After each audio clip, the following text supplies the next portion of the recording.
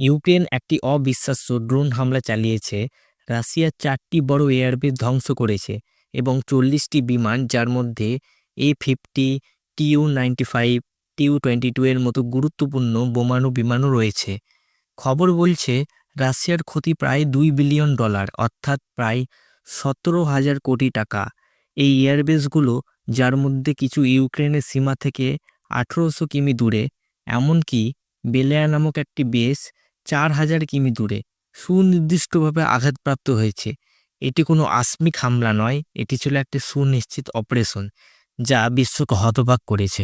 এখানেই মজার ব্যাপার, ইউক্রেন 1800 কিমি দূরে ছোট ড্রোন উড়িয়ে পাঠায়নি। এটা প্রায় অসম্ভব। তারা ট্রাকের মাধ্যমে ড্রোনগুলো রাশিয়ার ভিতরে পাচার করেছে। হ্যাঁ, ট্রাক। এই ট্রাকগুলিতে ফ্ল্যাট বাক্সে লুকোনো ছোট ড্রোন ছিল, যাতে কেউ সন্দেহ না করে। এয়ারবেসের কাছে পৌঁছে ট্রাকের ছাদ খুলে যায় এবং এআই চালিত ড্রোনগুলো বিস্ফোরক নিয়ে উড়ে যায়।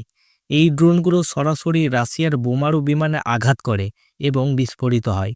কিছু ট্রাক এমনভাবে তৈরি ছিল যে তারা নিজেরাই ধ্বংস হয়ে যায়, একেবারে হলিউড মুভির মতন। এটি কোনো তাড়াহুড়ো অ্যাক্সিডেন্ট হামলা ছিল না। ইউক্রেনে এসবিইউ ইউনিট ভাসিল মালিউইকের নেতৃত্বে 1.5 বছর ধরে এটির পরিকল্পনা করছিল। এই মিশনের কোডনাম ছিল ওয়েব অপারেশন।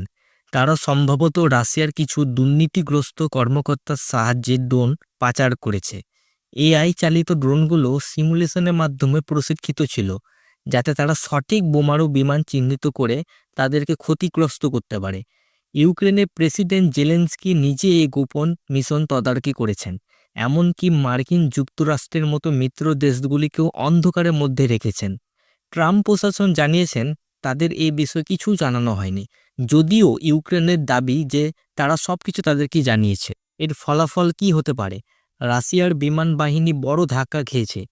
A-50 একটি বিরল ও উন্নত বোমারু বিমান।